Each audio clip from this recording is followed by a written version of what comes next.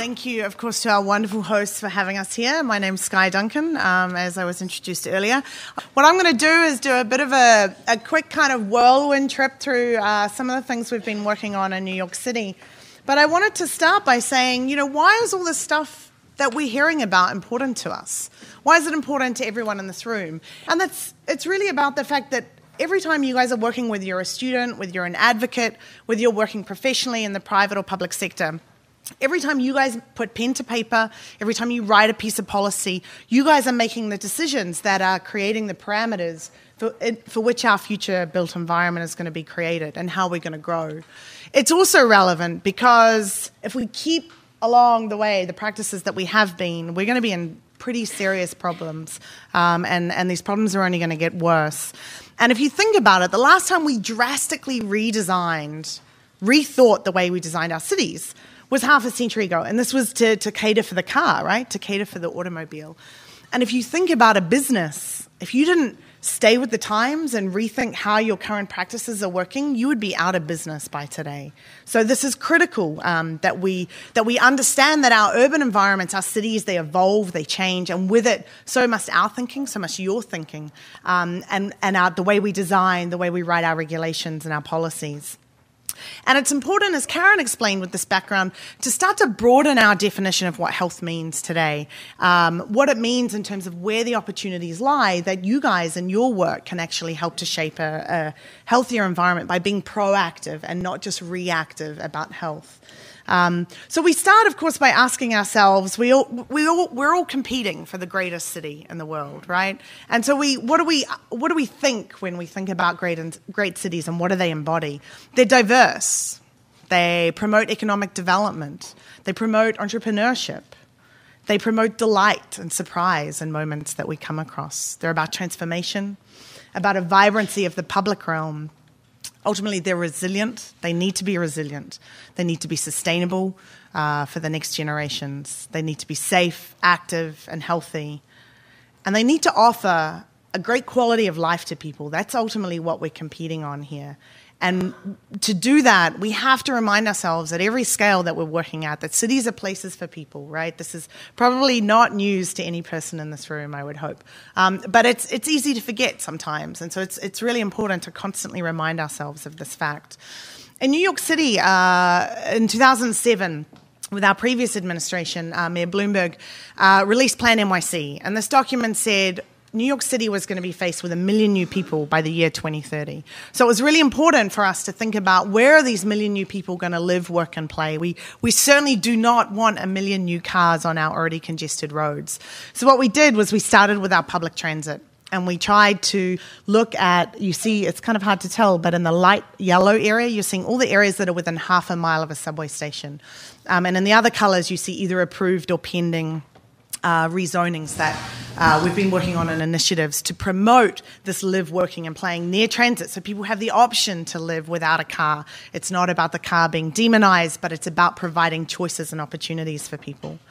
We also wanted to make sure and across the board, we're talking about complete and quality neighbourhoods. We're not talking about design in a way that it matters in the sense that it's high design, but design in the sense that design is about quality for everyone. Everybody deserves a quality neighbourhood to live in.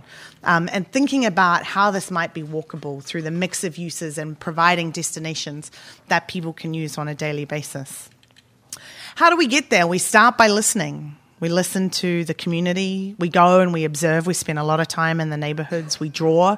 I'm speaking to you today, as I'm sure was introduced, from the perspective I'm trained in architecture and urban design, but I work with the planning department in New York City. I teach urban design and I consult internationally. So I'm coming from a design perspective here. So we love to spend a lot of time drawing and visualizing what some of these policies are. We spend a lot of time measuring place. And, it seems silly sometimes, but understanding that, down to the inch or a couple of centimeters in your case really matters. This kind of distance makes the difference whether someone's able to cross the road safely or not. So it's important we think about this smaller scale. We do a lot of modelling and sketching. We have a great glass table in the middle of our office where we bring all of these experts, around the table to discuss. No great city can be designed by one person, and it's really about understanding all the expertise we have in the room and try and get this together. And our job as designers is to visualize that so that we don't stay in the world of words, but actually try and put that down on paper. And we care about the details. We care about how every building, we kind of joke, we say it really matters how every building touches the sky and how every building touches the sidewalk. And so, really caring about the small scale details. It doesn't really matter if it's purple or red or if it's brick or, other materials. Aesthetics are important, but we fundamentally try and get the basic principles right for a great city for people to begin with. And we understand, as Karen was mentioning, how we can create cities for different users. We talk and meet with people and understand what matters to them. And we ultimately try and use this process to build consensus. We work at all scales, from the larger scale of the city, the neighbourhood, the individual block or collection of blocks, down to the design of an individual building, to a sidewalk. And I'm going to talk more about that in a minute, to street furniture, the angle of a park bench. It seems kind of ludicrous, but it's actually really important, because if it's not comfortable, no one's going to sit there for more than a couple of minutes. And then if there's no one sitting there, then other people aren't going to want to go there, and it's kind of a catch-22. And we ultimately try and think about spaces for people, not about shapes when we're designing the city, and shapes that end up with this kind of warped, leftover space for people to go, but actually put the person at the centre and design the cities around that. We also try and ask ourselves, coming from planning and policy, and I know there's a huge amount of you in the room here, but what are the tools that we have at hand? We can incentivize certain practices, right? Whether we offer tax incentives or FAR, floor area. We can protect. We can kind of try and keep things as they are. We can mandate, like we can require certain practices, but also provide a little bit of relief, and I'll talk about this more in a moment. We can allow things to happen. It's not about saying policy should over-regulate absolutely everything, right? Sometimes we want to allow and let things kind of be loose and creative. We can create minimum design standards. And ultimately, we can remove impediments. Again, our cities evolve, they change. It's important. In New York City's case, our zoning was written, the last version, in 1961. So it's kind of a little old, and there's a lot of things that weren't around in 1961. So it's really critical in today's day that we remove those impediments that are stopping us for best practices. We also need to think about where there are opportunities within the building, outside the building, to think about promoting certain uses, and also at the larger neighbourhood scale. Sometimes policy makes sense to think about it at a citywide scale, like applicable absolutely everywhere. At other times, it makes sense to target things we want to see, practices we want to see, whether it's to a certain health zone. And other times, it makes more sense to think about an actual density or an actual building type, right? Whether it's office buildings or whether it's high-rise buildings versus low-rise. So thinking about the applicability is pretty critical. I'm going to go through these pretty quickly. I want to make sure we've got time for discussion at the end. I can certainly give any of you much more information on any of these. It's really to give you a little taste tester of a broad range of approaches. Starting with fresh. Has anyone heard of fresh here? Couple of people? Okay, so fresh, it's a bit of a mouthful, but it's called Food Retail Expansion to Support Health. And this was a wonderful partnership between the Department of Health, the EDC, Economic Development Corporation, and City Planning in New York City, where we took these health maps, these great maps that showed us where we had the highest rates of obesity and diabetes in the city. We also then created what was called a supermarket needs index, which basically was a map that indicated where people had the least amount of access to fresh food. Maybe not surprising when we put these maps on top of each other. They were almost a carbon copy. But what that allowed us to do actually was to get creative with our policy making and say, you know what, we're going to create certain districts in the city where we are going to incentivize fresh food, produce, and there's a whole list of criteria that you have to meet. But ultimately, developers can then get tax credits, they get relief on certain parking requirements, and all of the floor area of the supermarket, if they meet everything, is discounted. So that means more apartments they can build to sell. Ultimately, FAR, floor area, right, means money for developers. So this is one mechanism we are trying to promote healthier access to food in our neighbourhoods. Karen mentioned bicycle parking. If we're going to ask people to bike and use active transportation to work, we need to provide safe places for them to park. So in 2009, I think, forget the year now, but we created a rule that now mandates every multi-family residential building and every commercial building to have a certain amount of bicycle parking. Now, we know that's kind of valuable floor area for developers, and so we met with a lot of people. And we said, all right, we're going to make you do it, but we're going to relieve that floor area. So it kind of became a fairer deal, let's say, to move through. A lot of New York City actually looks like this. You guys probably don't know that, for those of you who haven't been, and only go and hang out in the middle of Manhattan. But a lot of New York is actually quite car dependent, and so we're trying to make sure we're working with ways to promote safe walking environments. And what we were finding was actually what our policies were shaping were developments that looked like this. And there were a whole series of curb cuts right next to each other. And I don't know about you guys, but I find that kind of environment very unenticing to walk down. The garage doors are really boring. Every time we put a curb cut, it means we can't have a tree. And you have to look and check that a car's coming in or out. So what we did, we changed the policies so that we can actually have more active frontage, we can have more trees, and we can have a more continuous pedestrian environment for walking throughout the city. Has anyone here heard of POPs? Okay, so this was, for those of you who don't know, this was a policy incentive, really great idea that was developed in the 1960s in New York City. And it was about privately owned public spaces. And we said, all right, there's parts of the city that don't have enough access to public open spaces. Okay, Mr. or Mrs. Developer, we are going to give you an incentive. We'll give you floor area if you provide us an open space, right? Pretty sweet deal. It was great. What we kind of forgot to do, or what our colleagues a few decades ago forgot to do, was create any kind of design guidelines. And so actually there's a whole series of spaces that look like this in parts of Lower Manhattan. Again, not very enticing. So in 2007, we updated those guidelines, and we still allow a lot of flexibility for design. We want unique spaces throughout the city, but we try and get the minimum standards so that signage and lighting and trees and ground cover and seating and variety are embedded into that design, the design guidelines, so we can get spaces that people actually want to go to and inhabit in their city. So again, it provides destinations for people to walk to. I mentioned removing impediments, and I know you guys have this in CarShare, actually. We were in one today, having a tour of some wonderful sites. Again, as our zoning was written half a century ago, CarShare didn't exist in 1961, right? So what we had to do was we had to say, listen, this is part of a best practice that we want to see as our cities evolve and as our neighbourhoods evolve. So we had to do two things. We had to define what CarShare was in the zoning resolution by the fact it wasn't defined meant it was an impediment. It was prohibited.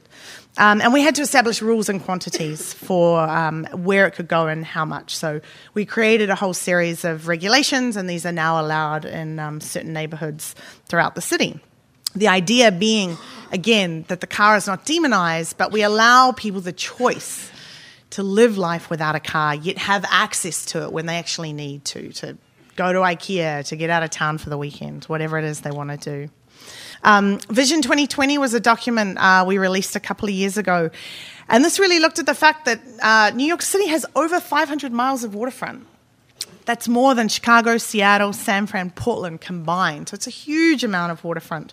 But we had to look at how do we balance all the different needs. We know that certain parts of our waterfront are critical for natural ecologies, for rising sea levels, to making sure we're working with natural environments and wetlands. There's also other parts that provide jobs, and that's a critical part of a vibrant city as well. But what we did want to do is look at where there were non-dependent water uses at the water and see if there are opportunities to expand public access. So we had a lot of our city used to look like this, and we've really done a lot of transformation to get more public access. And so now every new development that happens at the waterfront has to take the front 40 feet, and that has to be publicly accessible. They have to design the space, build it, and maintain it for the public to come.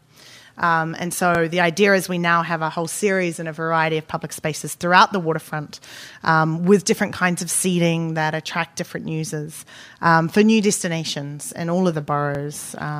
This is one of the favourite new kind of seating opportunities where your bar seating, you get to go and have your lunch downtown or lounge on a lounge chair and even enjoy the spaces at night. But the idea is, how do we get more people down next to the water, on the water, ideally in the water? This is our goal. We're all going to be swimming to work in the next few years. Now, Karen mentioned a couple of supplement documents we've been working on in the last few years. One in particular, Department of City Planning, we've been working on two. One is about how we take the guidelines Karen talked about in terms of active design, and how do we look at taking that one step further when communities and neighbourhoods and cities actually want to look at specific policies related to that guideline. So that one should be finishing up at the end of this year, or sometime this year. Now, the one I wanted to speak about was one that we released last year called Shaping the Sidewalk Experience. And this really, the idea with this is pretty simple. It's just the fact that when we're walking in the city, we're kind of walking in a physical space that has 4 planes around us. And so we kind of call this our sidewalk room. And this became the premise of the whole study. And the idea was to actually try and ask policymakers, designers, and architects to share the responsibility of creating a great walkable network within any city. It's a 2-part publication and can be downloaded for free online. But it really works from the premise, as Karen kind of mentioned, that this is the way we've been designing our built environment. Sidewalks used to be the front doors of our houses, of our businesses. And then pedestrians, half a century ago, were kind of seen as a hindrance to efficient vehicular flow. Right? So we started just not building any sidewalks at all. And so now we're putting people in pretty serious danger when they have to walk in the middle of the road or actually cross huge distances. And we've heard today about already some of the recent accidents that have happened here. So it's incredibly sad. And, you know, sidewalks are ultimately one of our most democratic spaces of the city, and everyone should really have a right to these. So we're starting to get there. We're starting to understand that a walkable neighbourhood and a great sidewalk network is great for healthy communities, healthy people, and of course, healthy economy and environment. We also understand that walking is one of the most affordable and accessible forms of physical activity. And beyond trying to get people to go to the gym, as Karen was talking, we've been designing physical activity out of our daily lives. And so even small, like 10-minute bouts, if we walk to the bus or the train stop, that level of physical activity can actually help us contribute to our daily needs. And it's sidewalks in most of our urban environments that actually facilitate our impetus to walk. So this was the focus of the study that we wanted to do. And we focused on 3 primary themes. And one was the experience of the human being, how this was shaped by the physical space, and how the physical space was in turn regulated by a whole series of policies. So our quest was, how do we not only think about plan and section, right? These are important drawings to think about. Obviously, they have dimensions and metrics that are critical. But how do we think about the sidewalk more like this, as a spatial room that's about a dynamic experience with these 4 planes? The ground plane, obviously critical. If that's not there, we're kind of in trouble, right? We can't walk to start with. But the idea was, we wanted to kind of say, that's great. This realm typically falls within the jurisdiction of transportation agencies. But there's all these other people that shape elements of these other planes. And so what can they be doing to help create a walkable environment? We also understand that each experience is different to every user, and we can't control everything, right? We can't control if it suddenly buckets down with rain. We can't control if you have a terrible phone call and you get off the phone. But we can control a decent amount of what our physical environment is. So we came up with 6 key contributing factors from sustainability and resilience, whether it's about water, materials, toxicity, and about issues of climate change and rising sea levels. Thinking about accessibility to a range of users.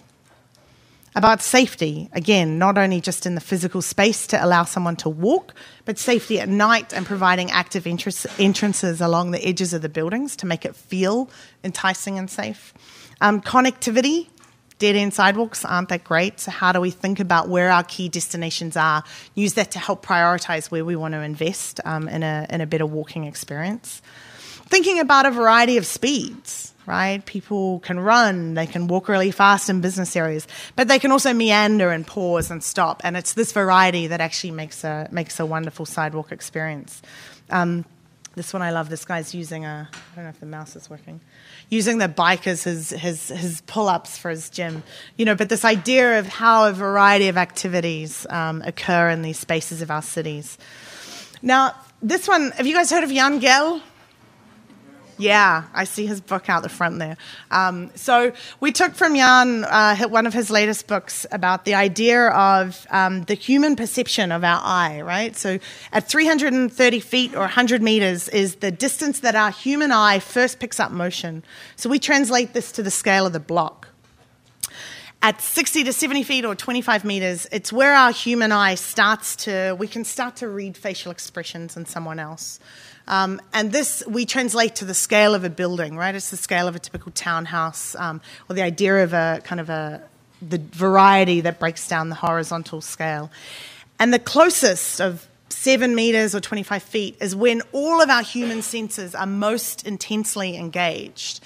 And this is the scale of the establishment, right? The scale of a store, if you look at an old traditional street, let's say.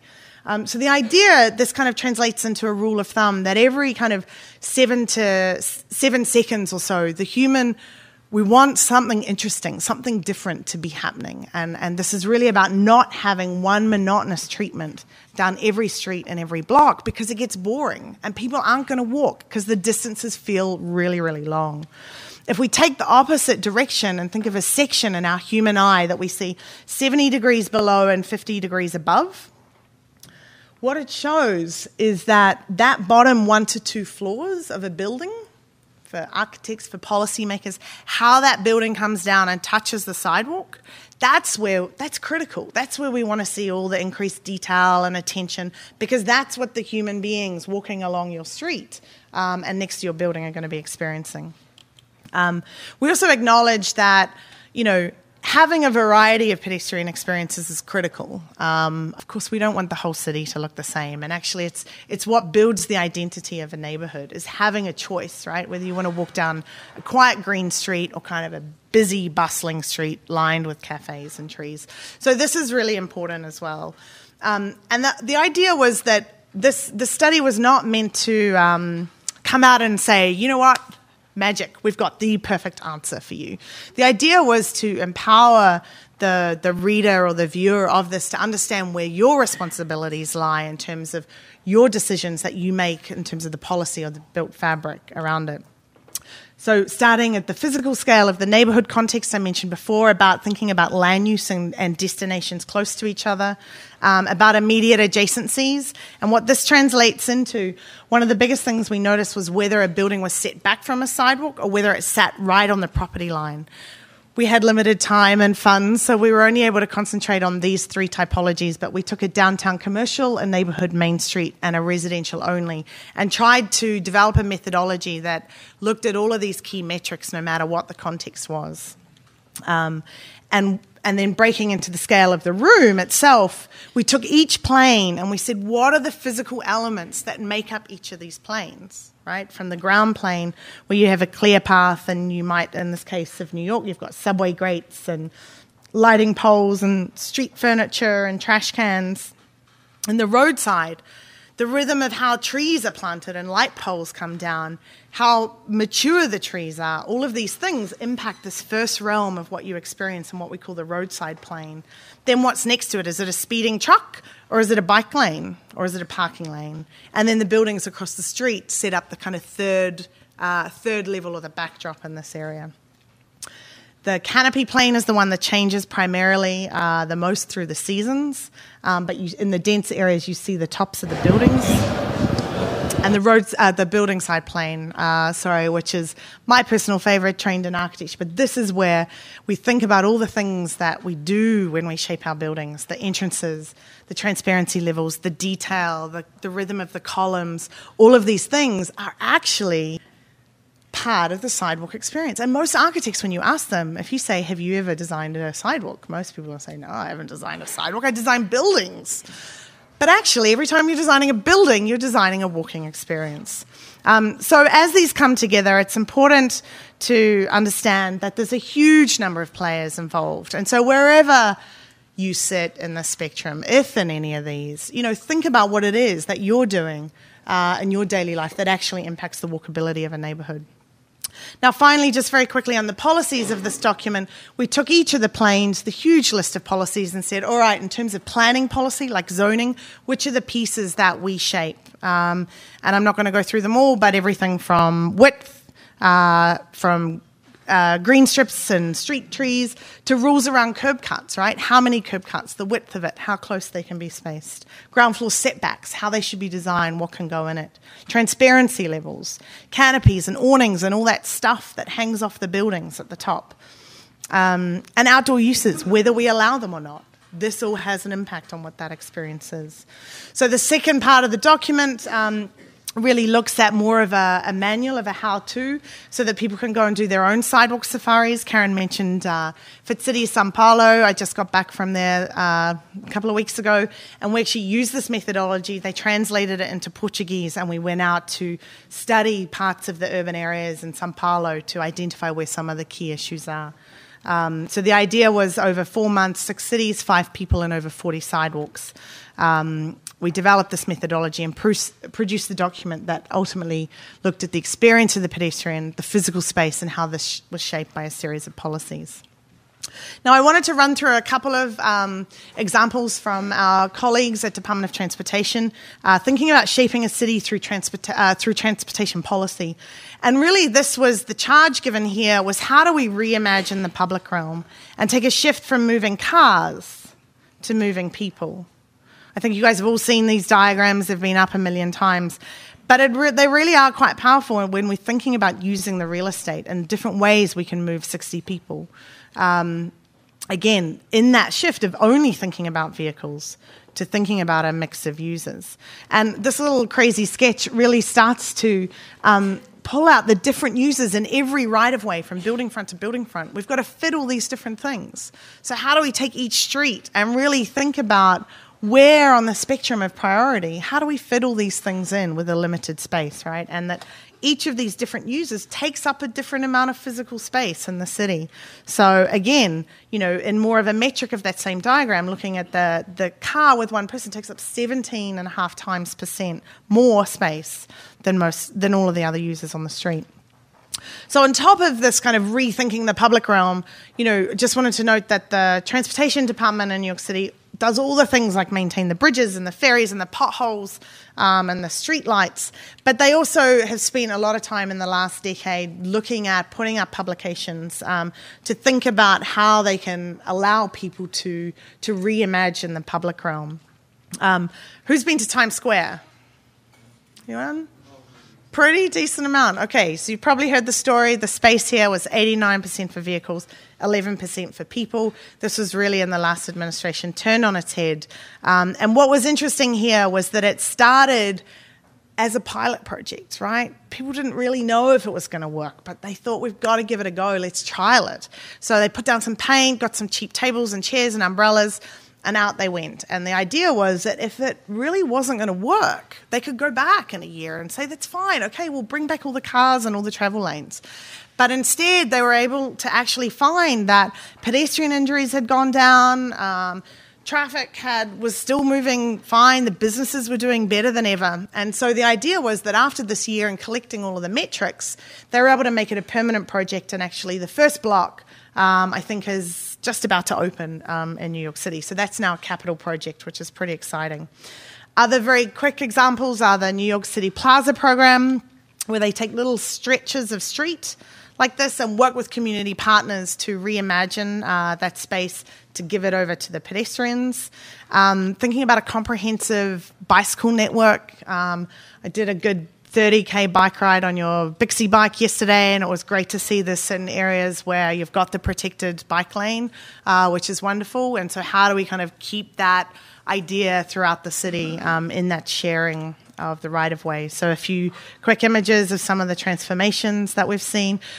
We actually only got our bike share last year, so you guys are way ahead of us in that. But it's been very transformational in the way people get around the city, and a very exciting moment. I've also seen a lot of these around in New York City, thinking about street seats. Again, if we're providing moments for people to sit down, to rest as they're going out and walking, you know, it can really help enliven the street, and it can actually do a lot of, bring a lot more people. If you think a space like this can fit about, 30 to 40 people sitting down. If it were in the cars, you'd get, 3 cars with maybe 3.5, 4 people in that space, right? So how do we want to choose to use our real estate in the public realm? And streets are part of our public realm.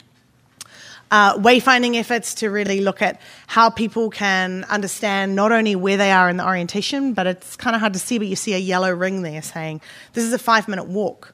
So you get a lot of tourists thinking, oh, it's only a few blocks, I'll walk there. But if you don't know that, so it's little things like this, as Karen was mentioning, creating an environment that helps facilitate us making the right and the healthy choices. City bench, we talk a lot about an aging population, and actually if there's no reliable places that elderly people know they're going to be able to sit and stop, they're less likely to leave their apartments and go and do a walk or their house. If we can start to have regular seating options on every block of the city, then people know that that's an option and they're going to be more likely to go out and be physically active. And it doesn't all have to be permanent, right? A lot of programs, and we're seeing this in cities all over the world now, where we're seeing things like summer streets, where streets are temporarily closed, and people come out and they've got yoga classes and biking and all types of wonderful ways that people are reimagining their public realm. Finally, this is a document that's online again called Measuring the Street that our Department of Transportation has actually started collecting a lot of the metrics around these initiatives. So you can start to see that, there's fewer commercial vacancies, that businesses are doing better, that injury crashes have fallen, that safer streets and greater public realm are working together to work with a better economy, to work with safer environment, and ultimately a healthier environment. So in the last decade or so, we've had a huge drop in traffic fatalities. We've actually seen vehicular registration go down and an overall drop in citywide traffic volumes. We've seen a growth in ridership through working on select bus service, which I didn't talk about, and almost 300% increase in commuting in bicycle use. We've also started just recently in the last year or last few months to see a reverse in the childhood obesity. This is also being seen in Philadelphia and San Diego. And we've noticed that in New York City, we've got a higher percentage of adults who are starting to get their daily physical activity needs. New York City has also got increased life expectancy. And there's many other environmental and economic traffic impacts. I wanted to close showing you a couple of slides of our project called the Highline that some of you may have heard of. But really the reason I put this up is because I think it's a great example of a project that brings together community advocacy. It brings together rethinking creatively our urban infrastructure to reimagine it in new ways. It brings together smart policy making and planning strategies that work with a larger vision in the overall sense, and design competitions and quality design for a public space. So I think the text is a little funny here, but what a lot of people don't necessarily know, and I apologize for the overlap here, was that the reason the Highline was able to be kept was in conjunction with the larger rezoning of a whole district of the city called the Special West Chelsea District. And the idea here was we wanted to promote new residential development around the edges, but we also had a really great part of the arts district, the city's art district in the middle, and we wanted to protect that. We wanted to keep that. And the people who own the land around the Highline actually kind of wanted it torn down in a lot of cases because they couldn't build to their maximum capacity. So the Highline in green runs through this district, and what this shows here is this is the structure. And so what we did to try and get this win-win situation was we said, all right, we'll allow these buildings on our avenues or our wider streets where we typically have higher development. We said, all right, we'll kind of upzone this area and allow more development. And we'll create this transfer corridor. And so for this guy here, these guys who own this land, we say, all right, you guys can sell your rights to the other guys on the edge and we'll allow them to build bigger buildings. But ultimately, we were able to then cater for new development, entice new development. We're able to protect a certain aspect of the city. We're able to keep the Highline and actually create the bulk and envelope so that it's set back so light and air could come in to reach the Highline Park. And this shows the same thing in 3D with the bulk of the development on the edges, an example of one of the transfer rights. And ultimately, this has really worked to create a space that has not only improved the health of the economy, but it's improved the health of the environment. We've got way more species of birds and butterflies and other insects in the area. And we've also been able to improve the health of the community by giving people destinations and places to go out. And it's now one of our top tourist attractions in the city. So our general approach, once again, is to think about people and putting people at the center of every decision we're making. And whether we're designing, or whether you guys are designing, skyscrapers or sidewalks, to always judge from the pedestrian perspective. Thank you.